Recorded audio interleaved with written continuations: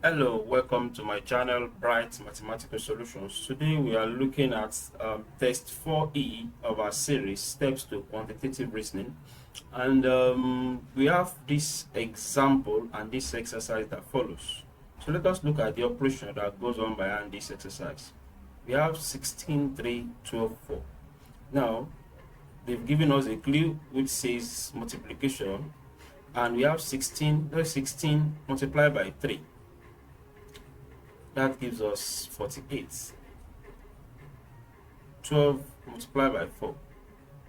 That gives us 40. So the multiplication of what we have on the right hand equals to the multiplication of what we have on the left hand. Let's look at this as well. So 9 multiplied by 8. 9 multiplied by 8, that gives us 72. So 18 multiplied by 4, that gives us 72. So from here, we can now take this understanding to our exercise. Now 20 multiplied by 3, that gives us 60. We know that when we multiply this together, it will also give us, so when we say now 60 divided by 15, that gives us 4. So our answer here is D. For the next one, we have 12 multiplied by 9. 12 multiplied by 9, and that gives us 108.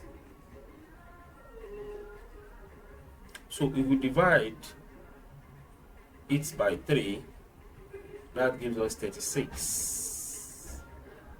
And to the next one, we have 42 multiplied by 5. 42 multiplied by 5, that gives us 210. If we divide it by 30, that gives us 7. So our answer here is A.